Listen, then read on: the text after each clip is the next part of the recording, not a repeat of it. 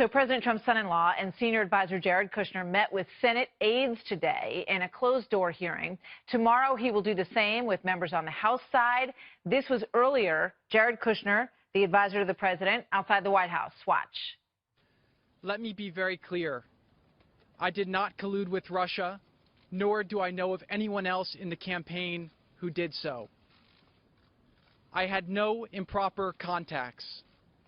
I have not relied on Russian funds for my businesses. And I have been fully transparent in providing all requested information. Joining me now in an exclusive interview is Congressman Trey Gowdy, who sits on the House committee where that will happen tomorrow. Those discussions behind closed doors with Jared Kushner. So good to see you, Congressman, yes, as always. Thanks for coming back on the show. So yes, were you surprised that he made public comments today? I wasn't. He's not a public person. I think this would be among his first public comments, but you can only be accused of something for so long. Human nature is such that you want to defend yourself. So in terms of the statement that he put out, you'll be questioning him about the contents of that and likely other things tomorrow. What stood out to you? What do you want to achieve tomorrow in that back and forth? Well, first of all, Martha, this is exactly the way serious investigations are supposed to be conducted. You examine a witness, you cross-examine the witness, you look for corroboration or contradiction. You don't use anonymous sources and selective leaks and prejudge the outcome. So what's happening tomorrow, us interviewing a witness, is exactly what we should be doing.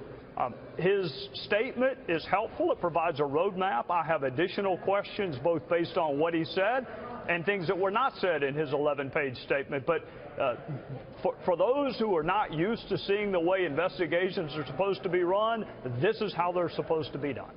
So in terms of what's in that 11-page statement, which has been out there all, throughout the course of the day today, and everybody's had a chance to read it, he talks about the meeting with Don Jr., and he really says, I didn't read the email chain with regard to that meeting, and all it said on my calendar was, that I had a meeting at that time with Don Jr. So he basically says he walked into the room and kind of got sucked into a meeting that he didn't really want to be at, and that he texted his assistant and said, looking for sort of a polite way to get out of it because he felt that it was a waste of time, in his words. Do you find that credible?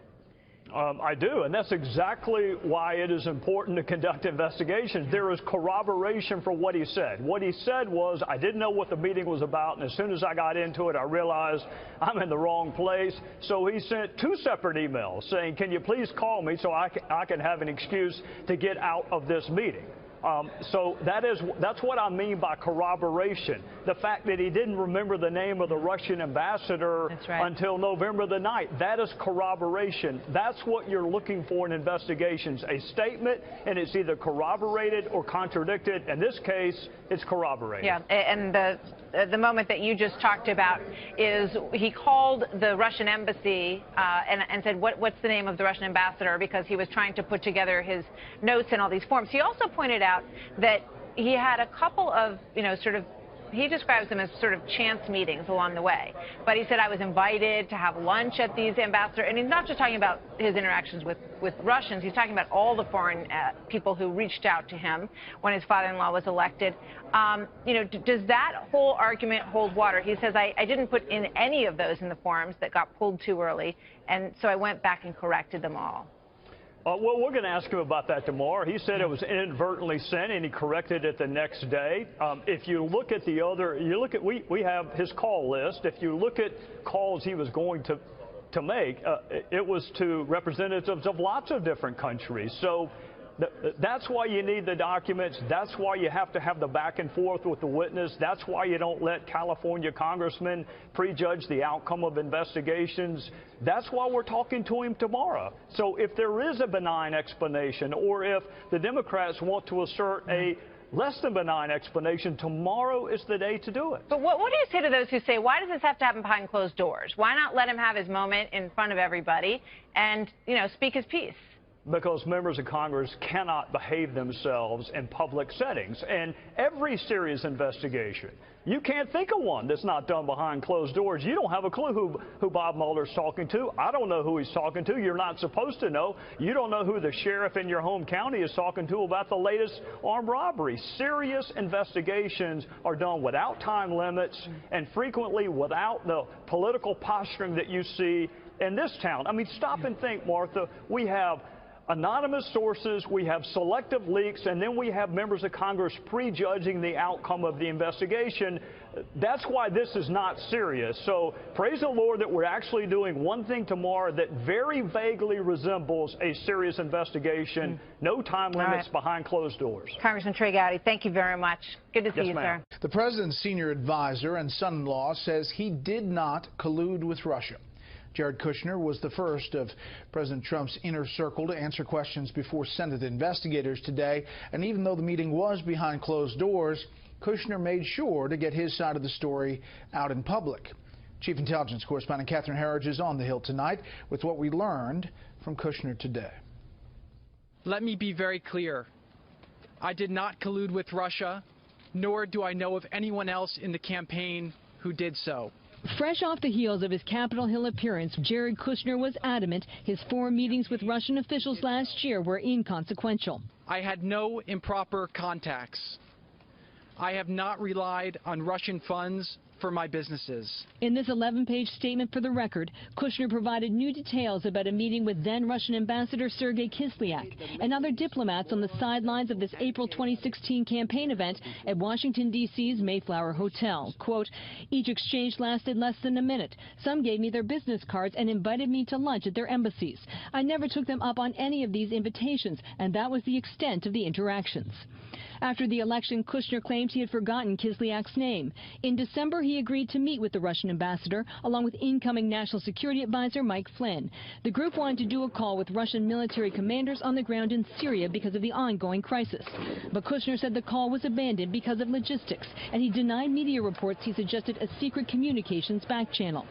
On the June 2016 Trump Tower meeting with Donald Trump Jr. and then campaign chairman Paul Manafort, a Russian lawyer and others connected to Moscow, Kushner said he came late and the conversation was about adoption, not allegations involving Hillary Clinton. Quote, the meeting was a waste of our time and that in looking for a polite way to leave and get back to my work, I actually emailed an assistant from the meeting after I had been there for 10 or so minutes and wrote, can you please call me on my cell? Need excuse to get out of meeting.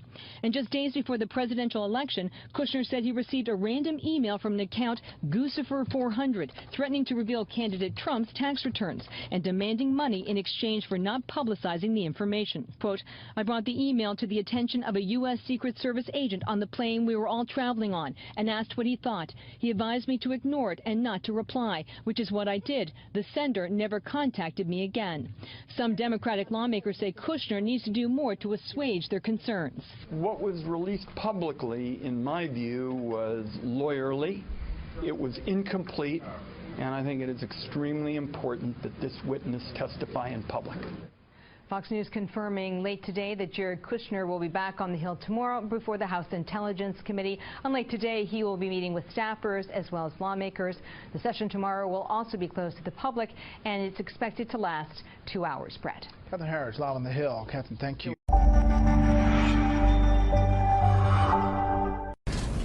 My name is Jared Kushner. I am senior advisor to President Donald J. Trump. When my father-in-law decided to run for president, I served his campaign the best I could because I believe in him and his ability to improve the lives of all Americans. And now, serving the president and the people of the United States has been the honor and privilege of a lifetime. I am so grateful for the opportunity to work on important matters such as Middle East peace and reinvigorating America's innovative spirit.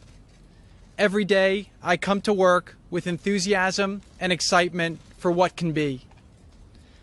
I have not sought the spotlight. First in business and now in public service, I have always focused on setting and achieving goals and have left it to others to work on media and public perception.